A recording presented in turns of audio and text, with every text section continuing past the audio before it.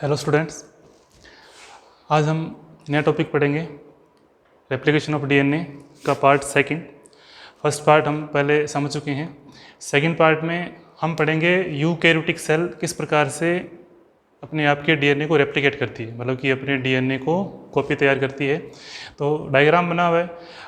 हम स्ट्रक्चर समझ चुके हैं कि एक यूकैरियोटिक डीएनए में डीएनए जो होता है वो डबल हेलिकल स्ट्रक्चर के रूप में होता है, जिसके अंदर डीएनए के धागे नुमा कुंडलन या कोइलिंग पाई जाती है।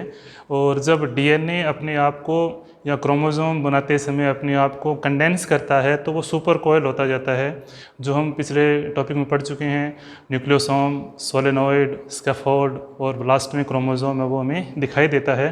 तो डीएनए इस स्ट्रक्चर को इसी रूप में क्या करता है, रेप्लिकेट करता है। तो इस स्ट्रक्चर को मैंने क्या किया, थोड़ा सा सिंप्लीफाई करके समझा दिया कि हेलिकल स्ट्रक्चर यदि बनाकर हम रेप्लिकेशन समझेंगे तो वो इजीली समझ में नहीं आएगा। तो इसको ये माने कि ये एक हेलिक्स है, इस हेलिक्स की तरह ही ये हमें मान के चलना है कि इस टाइप की स्ट्रक्चर है ये, और उसी को हम रेप्लिकेशन में आगे समझेंगे। तो रेप्लिकेशन ऑफ डीएनए, जैसा कि मैंने आपको बताया पहले कि रेप्लिकेशन ऑफ डीएनए यहाँ पर आपको डायग्राम में दिखाई दे रहा है, सिर्फ एक ही जगह से रेप्लिकेट होता हुआ दिखाई दे रहा है। लेकिन यूकैरियोटिक सेल में ऐसा नहीं होता। प्रोकैरियोटिक सेल में ORI, जिसको हम ओरिजिन ऑफ रेप्लिकेशन बोलते हैं, वो एक ही जगह होता है, जबकि यूकैरियोटिक सेल के अंदर ओरिजिन ऑफ रेप्लिकेशन जो होता है वो बहुत सारे होते हैं। तो यहाँ पर मैंने एक ही जगह दिखाया है और जगह नहीं दिखाई रेप्लिकेशन के। ये डबल हेलिकल स्ट्रक्चर डीएनए में पूरे स्ट्रैंड के अंदर जगह जगह पर होता है। उसके लिए एक प्रॉपर मशीनरी काम में आती है, जिसको हम बोलते हैं रेप्लिकेशन एंजाइम। तो नाम लिखे हुए हैं आपको, वो नाम दिखाई दे रहे हैं। इनको हम समझेंगे भी, इनका प्रत्येक का रोल क्या है, किस प्रकार ये काम करते हैं, इसको समझेंगे। इसके अंदर क्या क्या एनर्जी का लेवल क्या होता है, एनर्जी किस प्रकार से कंज्यूम होती है, तो हम प्रत्येक को समझेंगे। तो यहाँ पर हमें एक स्ट्रक्चर दिखाई दे रही है 5'3" एंड और 3'5" एंड। इससे आप भली भांति परिचित हो। डीएनए का 5'3" एंड और 3'5" एंड का मतलब क्या होता है, ये डीएनए के स्ट्रैंड एक दूसरे के एंटी पैरेलल होते हैं, एक दूसरे के प्रति समानांतर होते हैं। उसी डायग्राम को यहाँ दिखाया गया है। ये डीएनए के स्ट्रैंड, ये 5 एंड है, तो इसका दूसरा एंड होगा वो 3 एंड। ये 3 एंड, दूसरा एंड क्या होगा, 5 एंड होगा। जैसे ये डीएनए रेप्लिकेशन करता है तो ये जो साइट है वो ओरिजिन ऑफ रेप्लिकेशन है, ओरिजिन ऑफ रेप्लिकेशन है। ये चलता चला जा रहा है। तो पीछे से ये एंजाइम जो होते हैं वो किस प्रकार से इसके साथ बिहेव करते हैं, तो इसके लिए सबसे फर्स्ट एंजाइम जो होता है वो आता है हेलिकेज। हेलिकेज हेलिकेज वो एंजाइम होता है जो हेलिक्स को ओपन करता है। हेलिक्स को ओपन करता है मतलब कि जो उसके कुंडलन है उस कुंडलन को अनवाइंड करता है, मतलब कि उन कुंडलन को अनवाइंड करता है। टोपोइसोमेरेज हेलिकेज उसके साथ अनवाइंड करने के साथ साथ हाइड्रोजन बॉन्ड को भी क्या करता है, रिलीज करता है। अब जैसे हम धागे को खोलते हैं, धागे एक एंठनुमा धागे को यदि अपन खोलेंगे तो खोलने से क्या होगा, धागे के ऊपर वाले सिरे पर थोड़ा प्रेशर पड़ेगा, मतलब कि वहाँ पर एक टेंशन की या एक तरह से तनाव की स्थिति हो जाएगी। अब ये डीएनए का लंबा स्ट्रैंड होता है, मान लो ये यहाँ से खुलना स्टार्ट किया, इस प्रकार से खुला, तो यहाँ से तो खुल जाएगा, लेकिन इसके ऊपर वाले सिरे पर और इसके नीचे वाले सिरे पर क्या होगा, एक तरह से टेंशन का, एक तरह से तनाव का माहौल हो जाएगा, जिसके कारण वो डीएनए किसी न किसी तरीके से कहीं ना कहीं ब्रेकेज होने के चांस हो जाएंगे। तो उस ब्रेकेज से बचने के लिए एक एंजाइम काम करता है, टोपोइसोमेरेज, जो क्या करता है, उसके जो तनाव की स्थिति बनी या किस प्रकार यहाँ पर, जैसे यहाँ पर इसने क्या किया, हेलिकेज ने काम किया, तो यहाँ से क्या हुआ, डीएनए खुल जाएगा। खुलने से क्या होगा, ऊपर वाला सिरा बंधा हुआ है, ये वाला सिरा बंधा हुआ है, तो दोनों सिरों के ऊपर इस तनाव को रिलीज करने के लिए या इस तनाव को दूर करने के लिए टोपोइसोमेरेज साथ साथ काम करता रहेगा, ताकि डीएनए का कोई न्यूक्लियोटाइड तनाव की वजह से टूटकर अलग ना हो जाए। क्योंकि प्रत्येक न्यूक्लियोटाइड की एक प्रॉपर इंपॉर्टेंस होती है। यदि वो न्यूक्लियोटाइड डीएनए से अलग हो जाएगा तो फिर वो डीएनए म्यूटेशन की कंडीशन में हो जाएगा, वहाँ पर उत्परिवर्तन हो जाएगा। इसको हम बोलते हैं डीएनए के किसी पार्ट का डिलीशन होना, डुप्लीकेट, मतलब कि वहाँ से ख़त्म हो जाना। फर्स्ट हेलिकेज हमने समझा, दूसरा टोपोआइसोमेरेज हमने समझा। हेलिकेज यहाँ पर इस टोपोआइसोमेरेज के साथ साथ यहीं पर काम करता रहेगा, साथ साथ हेलिकेज काम करता रहेगा और साथ साथ टोपोआइसोमेरेज दोनों एक साथ काम करते रहेंगे। हाइड्रोजन बॉन्ड टूटते चले जाएंगे, जैसे बेस पेयरिंग की हुई है इनके बीच में हाइड्रोजन बॉन्ड की, हाइड्रोजन बॉन्ड को क्या कर देगा, ये रिलीज कर देगा क्योंकि वीक बॉन्ड होता है, आसानी से टूट जाता है। हेलिकेज उसे तोड़ भी देगा और टोपोआइसोमेरेज जो होता है वो उस तनाव को दूर करने की कोशिश करेगा। उसके साथ साथ SSBP एक नाम है प्रोटीन का जिसको हम बोलते हैं सिंगल स्ट्रैंड बाइंडिंग प्रोटीन। ये जब तक रेप्लिकेशन पूरा नहीं होता है तब तक ये डीएनए के स्ट्रैंड के साथ जुड़ा रहता है ताकि ये डीएनए स्ट्रैंड वापस कोइल्ड ना हो जाए। क्योंकि धागे को यदि अपने खुला छोड़ देंगे, अपने धागे को एंठोनुमा धागे को खोलने के बाद हमने उसको यदि खुला छोड़ देते हैं, धागा वापस क्या हो जाता है, एंठोनुमा हो जाता है। तो हमारा रेप्लिकेशन जो प्रोसीजर है वो काम नहीं आएगा, रेप्लिकेशन प्रोसीजर पूरा नहीं होगा। तो सिंगल स्ट्रैंड बाइंडिंग प्रोटीन जो होता है वो अलग अलग रखता है, इनको थोड़ा सा बांध के रखता है या दूर रखता है ताकि हमारे जो नए न्यूक्लियोटाइड हैं वो डीएनए के साथ जुड़ जाएं। उसके बाद क्या करता है आरएनए प्राइमेज। आरएनए प्राइमेज जो खुले हुए सिरे हैं उन खुले हुए सिरे के ऊपर आरएनए प्राइमेज अपने आप को अटैच करता है। मतलब कि ये उसी तरह से काम करता है जिस तरह से हम ऐसा माने कि घर पे दरवाजे खिड़कियों पे हम रंग करने से पहले उसके ऊपर प्राइमर डालते हैं, मतलब कि जिसकी सहायता से हमें ये पता लग जाए कि ये रंग यहाँ पर चिपकेगा। इसी तरीके से आरएनए प्राइमर क्या करता है, उसी डीएनए के न्यूक्लियोटाइड को जोड़ने के लिए स्पेस प्रोवाइड करता है कि यहाँ पर न्यूक्लियोटाइड ने जुड़। तो बेस पेयरिंग में हेल्प करता है ये आरएनए प्राइमेज। तो सबसे पहले आरएनए प्राइमेज या आरएनए प्राइमर उन खुले हुए सिरों के ऊपर आकर जुड़ता है। आरएनए प्राइमेज क्या करेगा, उन खुले हुए सिरों पर आकर जुड़ेगा। उसके बाद डीएनए पॉलीमरेज काम करता है। DNA polymerase mainly alpha, beta और डेल्टा यूकैरियोटिक सेल में 3 टाइप के होते हैं। हम यहाँ डेल्टा की बात कर रहे हैं। ये क्या करता है, रेप्लिकेशन एंजाइम होते हैं।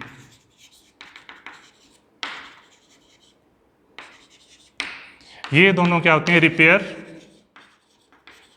प्लस रेप्लिकेशन एंजाइम होते हैं।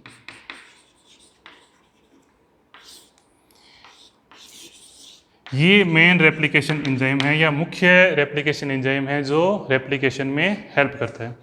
अब यहाँ पर डीएनए पॉलीमरेज क्या करेगा, जो न्यूक्लियोप्लाज्म है या न्यूक्लियस के अंदर जो मटेरियल है, जो बहुत सारे न्यूक्लियोटाइड तैरते रहते हैं, वो पाए जाते हैं deoxyribo adenine triphosphate, deoxyribo guanine triphosphate, deoxyribo cytosine triphosphate, deoxyribo thymine triphosphate. मतलब कि इनके साथ एटीपी के रूप में एनर्जी बाउंड ये कंपाउंड जो होते हैं वो जुड़े रहते हैं। इनका नाम क्या बोलेंगे, deoxyribo nucleotide adenine triphosphate. 3 phosphate जुड़े होंगे तो ट्राइफास्फेट होगा। डीऑक्सीराइबो ग्वानिन, ये हम नाइट्रोजन बेस का समझ चुके हैं, न्यूक्लियोटाइड बनाता है, triphosphate. Deoxyribo nucleotide cytosine triphosphate और डीऑक्सीराइबो न्यूक्लियोटाइड थाइमिन ट्राइफास्फेट। तो ये सभी न्यूक्लियोटाइड क्या होते हैं, साइटोप्लाज्म में पाए जाते हैं। इनको क्या किया जाता है, Mg पॉजिटिव आयन और पॉलीमरेज डेल्टा के द्वारा, पॉलीमरेज डेल्टा के द्वारा, या हम प्रोकैरियोटिक सेल की बात करें तो प्रोकैरियोटिक सेल के अंदर ये पाए जाते हैं फर्स्ट, सेकंड और थर्ड। वो हम पहले टॉपिक समझ चुके हैं, उसको हम ये डिटेल में इतनी आपने नहीं पढ़ना, अपने को पढ़ना है रेप्लिकेशन ऑफ डीएनए यूकैरियोटिक। तो हम ये समझते हैं कि किस प्रकार polymerase enzyme third Mg positive आयनों के साथ अटैच होकर वो क्या करेगा, इन्हें एक्टिव करेगा और इनसे सबको एनर्जी रिलीज कर ये मोनोफास्फेट में बदल देगा। Deoxy adenosine monophosphate, deoxy nucleotide guanosine monophosphate, deoxy cytosine monophosphate और डीऑक्सी मोनोफास्फेट और अब जो दो फास्फेट एनर्जी के रूप में रिलीज हुए, या जो एनर्जी वहाँ से रिलीज हुई, वही एनर्जी जो है वो हाइड्रोजन बॉन्ड बनाने के काम आती है। किसके साथ? इन न्यूक्लियोटाइडों के साथ। तो ये अपनी इंपॉर्टेंट चीज़ है भी, किस प्रकार ये न्यूक्लियोटाइड उनके साथ जुड़ते हैं, मतलब कि बेस पेयरिंग कैसे करते हैं। तो पॉलीमरेज जो होता है वो क्या करता है, बेस पेयरिंग में हेल्प करता है, न्यूक्लियोटाइडों को डीएनए स्ट्रैंड के साथ जोड़ने में, उनके नाइट्रोजन बेस को जोड़ने में हेल्प करता है। 4 टाइप के न्यूक्लियोटाइड होंगे, तो 4 न्यूक्लियोटाइड जो होंगे वो मैग्नीशियम आयन की प्रेजेंस में पॉलीमरेज डेल्टा के साथ जुड़कर उनसे फास्फेट को एनर्जी को रिलीज करेंगे, एनर्जी मुक्त करेंगे, और वही एनर्जी जो है वो न्यूक्लियोटाइडों को इनके साथ जोड़ने के काम आएगी। अब यहाँ पर इम्पॉर्टेंट बात यह है, और बहुत सारे क्वेश्चन उसके ऊपर पूछे जाते हैं, वो क्या हैं, हमने यहाँ पर स्ट्रैंड के नाम अलग अलग दिए हुए हैं। एक को बोलते हैं लीडिंग स्ट्रैंड और एक को बोलते हैं लैगिंग स्ट्रैंड। तो दोनों में काफ़ी डिफरेंस होता है। पॉलीमरेज एंजाइम की खास बात ये होती है कि वो केवल 5-3 डायरेक्शन में ही मूव कर सकता है, मतलब न्यूक्लियोटाइडों को बनाने के लिए, वो सिर्फ जोड़ने के लिए पॉलीमरेज एंजाइम जो है वो किस डायरेक्शन में मूव करेगा, 5-3 डायरेक्शन में मूव करेगा। वो 3-5 डायरेक्शन में कभी भी मूव नहीं करता है। तो यहाँ पर हमारे पास ये 5-3 डायरेक्शन है, इसके अपोजिट यहाँ पर नया स्ट्रैंड 5 डायरेक्शन वाला बनेगा, क्योंकि यहाँ पर 5 होगा तो ये किस डायरेक्शन में चलेगा, 5-3 डायरेक्शन में। तो ये पॉलीमरेज एंजाइम लगातार अपना जो एंजाइम की मैकेनिज्म है वो लगातार 5-3 डायरेक्शन मूव करती है, तो वो डीएनए का स्ट्रैंड लगातार बनता रहता है। इसे बोलते हैं हम लीडिंग स्ट्रैंड, या लीडिंग स्ट्रैंड को हम बोलते हैं कंटिन्यूअस स्ट्रैंड। उसे क्या बोलते हैं हम, कंटिन्यूअस स्ट्रैंड। जबकि अब डीएनए पॉलीमरेज कभी भी रिवर्स डायरेक्शन में नहीं चलता, मतलब कि उसको इतनी ज़्यादा उसके पास एनर्जी नहीं होती कि रिवर्स डायरेक्शन में चले। तो वो क्या करता है, उसी पॉलीमरेज एंजाइम को दूसरा स्ट्रैंड जो है उसके अपोजिट है, ये 3 और 5 है, तो 5 के सामने उसका टेम्पलेट बनेगा, या उसका जो स्ट्रैंड बनेगा वो 3 बनेगा। तो कभी भी वो यहाँ से वापस रिवर्स होकर नहीं आएगा, वो इसी डायरेक्शन में चलता चला जाएगा जहाँ तक उसका ओरिजिनल रेप्लिकेशन के अकॉर्डिंग वो उसने काम करना है। जैसे दूसरा ओरिजिनल रेप्लिकेशन आ जाएगा, वहाँ पर वो अपना काम बंद कर देगा। मतलब कि मान लो यहाँ पर दूसरा ओरिजिन ऑफ रेप्लिकेशन है, ये फर्स्ट ओरिजिन ऑफ रेप्लिकेशन दूसरा था, तो यहाँ पर ख़त्म कर देगा काम, तो यहाँ तक लगातार बनाकर वो काम करेगा, इसको इस डायरेक्शन में लगातार वापस घूमकर नहीं आएगा। तो उसी के पैरेलल क्या करता है डीएनए पॉलीमरेज, वहाँ पर कुछ टुकड़ों के रूप में इन न्यूक्लियोटाइडों को जोड़ता चला जाता है। तो जो इस डायरेक्शन के अंदर जो 3-5 एंड के ऊपर जो स्टैंड बन रहे हैं, वो न्यूक्लियोटाइड जो होते हैं वो टुकड़ों के रूप में बनते हैं। टुकड़ों के रूप में बनने वाले स्टैंड को हम बोलते हैं लैगिंग स्टैंड, और उन फ्रेगमेंट्स को हम बोलते हैं ओकाजाकी फ्रेगमेंट्स। ओकाजाकी फ्रेगमेंट्स जो होते हैं वो पॉलीमरेज को जोड़ते हैं टुकड़ों के रूप में, जबकि लीडिंग स्ट्रैंड को हम बोलते हैं कंटिन्यूअस स्ट्रैंड, जो क्या होते हैं लगातार एक स्ट्रैंड को लगातार बनाते रहते हैं। तो ये था डीएनए पॉलीमरेज की एंजाइम का काम। अब धीरे धीरे जैसे जैसे अपना ओरिजिन ऑफ रेप्लिकेशन को जो बांटा गया काम है, जिसके अकॉर्डिंग डीएनए अपने आप को रेप्लिकेशन करता है, जैसे ही पूरा हो जाता है उसके बाद उस डीएनए के ऊपर एक एंजाइम काम करता है लाइगेज। लाइगेज एंजाइम क्या करेगा, ये लैगिंग स्ट्रैंड की जो ओकाजाकी फ्रेगमेंट्स हैं इनको जोड़ने का काम करता है, मतलब कि यहाँ पर इनको आपस में गोंद की तरह चिपकाने के लिए काम करे। क्योंकि पहले जो रेप्लिकेशन जब चल रहा था तो उस समय ये फ्रेगमेंट जो टुकड़ों में जुड़े, न्यूक्लियोटाइड टुकड़ों में जुड़े, वो एनर्जी कॉन्सेप्ट काम आएगा। डीऑक्सी राइबो एडेनिन ट्राइफॉस्फेट को वो एएमपी में बदलेगा, सीटी साइटोसिन को वो सीएमपी में बदल देगा, इस तरह से ग्वानिन को वो गुआनिन मोनोफास्फेट में बदल देगा, और इस तरह से थायमिन को वो थायमिन मोनोफास्फेट में बदल देगा। सेम वही प्रोसेस होगा, बस अंतर ये है कि लीडिंग स्ट्रैंड के अंदर न्यूक्लियोटाइड जो होते हैं वो लगातार एक सीरीज में कंटिन्यूस बनते चले जाते हैं, उनको हम बोलते हैं कंटिन्यूस स्ट्रैंड या लीडिंग स्ट्रैंड, जो 5-3 डायरेक्शन में बनता है। जबकि 3-5 डायरेक्शन के अकॉर्डिंग जो लीडिंग जो बनते हैं स्ट्रैंड, वो सभी के सभी जो होते हैं वो टुकड़ों में बनते हैं। तो उन टुकड़ों को जोड़ने का काम जो है वो डीएनए लाइगेज करता है। डीएनए लाइगेज जब उन टुकड़ों को जुड़ जाता है तो हमने ये समझा कि यहाँ पर सबसे पहले प्राइमर जुड़ा, प्राइमर ने हेल्प की डीएनए न्यूक्लियोटाइड को जोड़ने के लिए। अब उन प्राइमर को भी क्या करना होता है, बाहर निकालना होता है। तो इसके लिए एक एंजाइम काम करता है, एक्सोन्यूक्लियेज। एक्सोन्यूक्लियेज क्या करता है, आरएनए न्यूक्लिक एसिड है, तो उस न्यूक्लिक एसिड को बाहर निकालने का काम कौन करता है, एक्सोन्यूक्लियेज। तो प्राइमेज उससे अलग हो जाता है और डीएनए का जो पूरा स्ट्रैंड है वो डबल स्ट्रैंड के रूप में बदल जाता है। अब यहाँ पर मैंने कुछ एंजाइम्स के नाम लिखे हैं, topoisomerase, first, second, DNA polymerase, alpha, beta, delta. तो यहाँ पर काफ़ी बार क्या होता है, गलती से ये गलती होती है 10,000 में एक बार। 10,000 में एक बार कौन सी, डीएनए का 10,000 न्यूक्लियोटाइड में से कोई एक न्यूक्लियोटाइड गलती से यदि जुड़ भी जाता है तो पॉलीमरेज के अल्फा और बीटा जो क्या करते हैं, उसको रिपेयर करते हैं, और रिपेयर करने के बाद में उस न्यूक्लियोटाइड की चेन को वापस सही जोड़ देते हैं। मान लो कहीं पर एडेनिन गलत जुड़ गया, वहाँ पे थायमिन जुड़ना था, तो वो थायमिन को वहाँ पर लाकर जोड़ देते हैं। तो उस कॉन्सेप्ट को हम बोलते हैं प्रूफ रीडिंग, उसे हम बोलते हैं प्रूफ रीडिंग। भी डीएनए का रेप्लिकेशन, एक कॉपी हमने तैयार कर ली, उस कॉपी को चेक करते हैं थोरली, भी कहीं पे गलती ना हुई हो तो उसको बहुत ही जल्दी डीएनए पॉलीमरेज जो है वो अल्फा और बीटा काम करते हैं। यूकैरियोटिक के अंदर तो ये अल्फा और बीटा प्रूफ रीडिंग करते हैं, जबकि प्रोकैरियोटिक के अंदर प्रूफ रीडिंग का काम जो होता है पॉलीमरेज फर्स्ट के द्वारा होता है। पॉलीमरेज फर्स्ट के द्वारा क्या होता है, डीएनए पॉलीमरेज प्रोकैरियोटिक के अंदर क्या करता है, ये प्रूफ रीडिंग करता है। तो ये मशीनरी थी, किस प्रकार डीएनए अपने आप को रेप्लिकेट करता है।